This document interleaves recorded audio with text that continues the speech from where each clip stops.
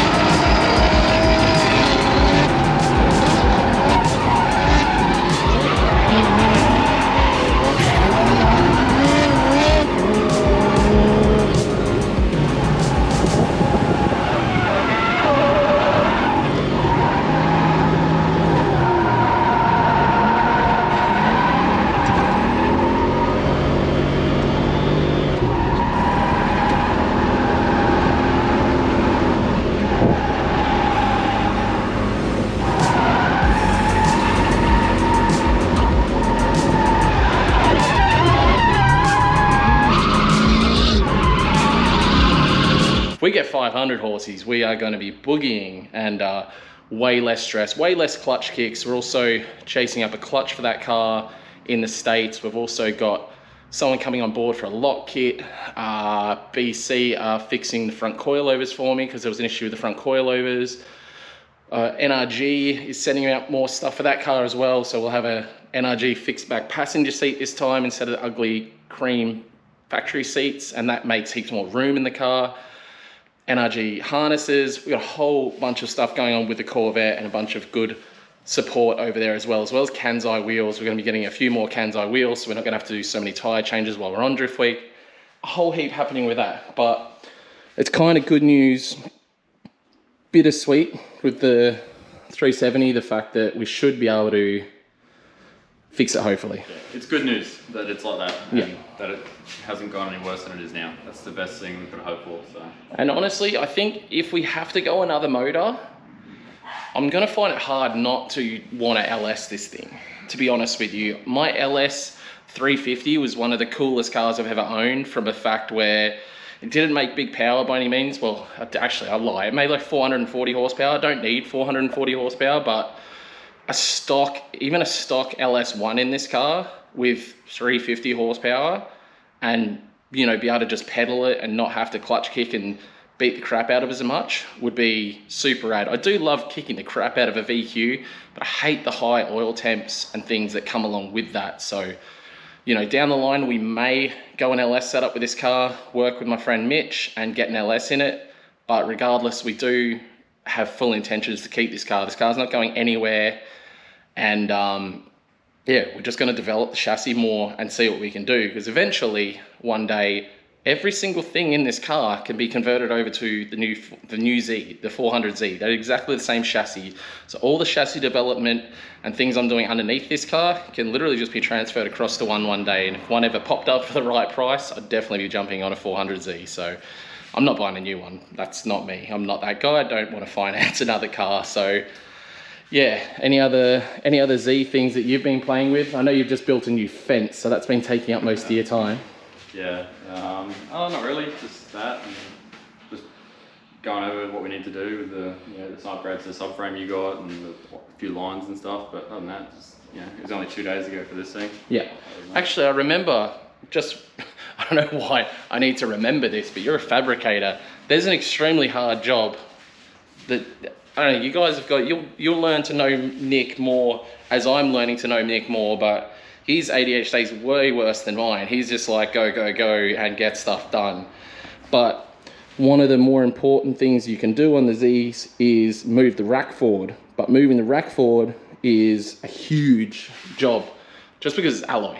So it's apparently about 8 hours in prep alone to cut it all out, because it's all like zigzagged and honeycombed and everything. And basically that, because this rack is not the best. This rack does leak a lot because I'm running rack offset spacers, and the whole idea of moving a rack forward is so you're not using rack offset spacers anymore to stop bind, because the rack offset spacers put too much pressure on the rack itself and you end up blowing out racks, which I've only just started to blow a rack now, which is pretty phenomenal considering the amount of laps and the amount of driving, the amount of literally wheel on wheel and wheel to door hits this car's had. The rack's only just starting to play up, so pretty good. It hasn't played up enough for me to be worried about it yet. It's just leaks a little bit, so maybe that's something we'll tackle while we're doing all of this sort of stuff. Like we're talking about doing some work to the rear end as well.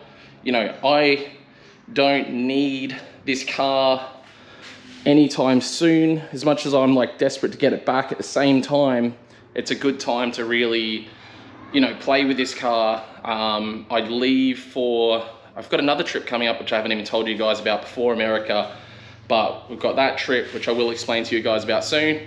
But then we're off to America for 2 months, and realistically I need left-hand drive practice, and I just so happen to have a left-hand drive S14 at home. So I'm going to be getting the left-hand drive car out. Thank you so much to GoBash. I'm going to be getting the left-hand drive car out and getting some practice, not a heap, but I'm going to give it another couple of weeks just with my whole rib situation. I don't want to antagonize the injury. So we really need to, basically get out there and get left-hand drive practice before America comes along. And I'm pretty sure the car I'm driving in the other country is also left-hand drive, so I need that left-hand drive practice. Deleting air conditioning, which I think I spoke about already. We obviously are going to get rid of some stuff in the front, hopefully open up more room, and yeah, we'll keep you guys up to date with what happens with the 370Z anyway. I think we're going to probably order some bearings soon. Do some bearings to find out what we can get.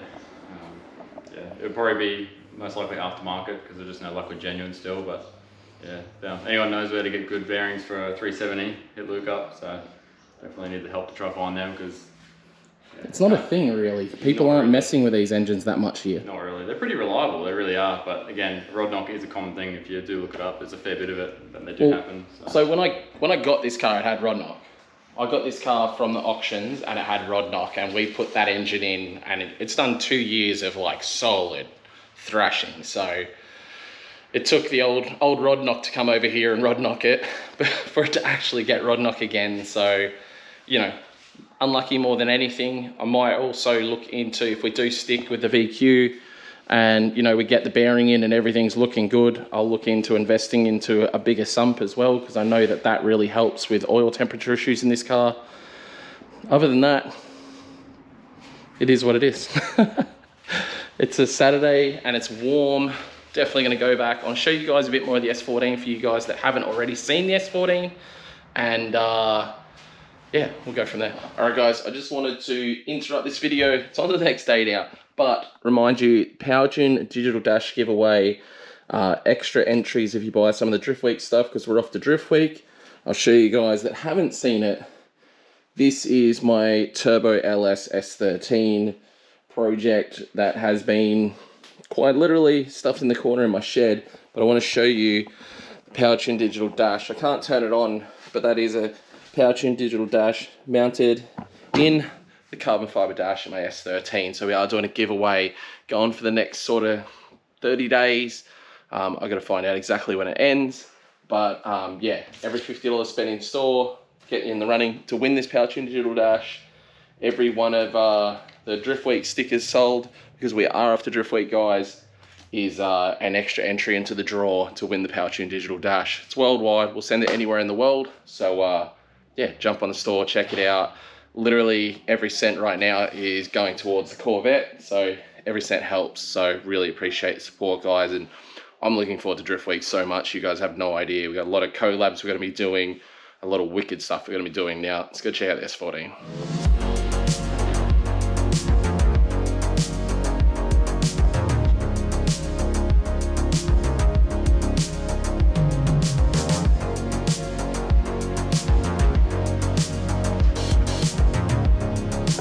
Alright guys, so this is the left-hand drive S14 RB25, makes around, if I remember correctly, it was around 430 horsepower at the wheels with an RB25. This thing's great. We left it on regular unleaded fuel, so no E85 in this one, just 98. So I think we just metal head gasket RB25, Kangawa, TD06 turbo. It's a really good little car, honestly. RB25 gearbox, has a Black Arts factory lock kit in it. Think we got Shockworks coilovers in this thing, Haltech ECU, and a bunch of other goodies, and full Origin kitted, except for the front bar, which was like a band style, because we couldn't get another Origin one for it. Gobash had a little bingle while he was here. But I'm going to be taking this out, getting a bit of practice in it very soon, and you know, you guys will get to experience inside this car. It's pretty rowdy, but yeah, 98 car, so regular fuel, no E85, because we knew this car was going to sit for long periods of time, and we didn't want to put E85 in it, and you know, potentially, you know, have injectors go bad and things like that. However, with that said, Adam LZ's car is on E85, and that thing fires up like that, which is the weirdest thing in the world. We're going to get onto more work than that on that soon. And I just want to be clear with you guys, like weekends like this, school holidays, weather's beautiful, I'm spending a lot of time with my kids, so this video was a little bit of rambling. I do appreciate you guys sticking around for it.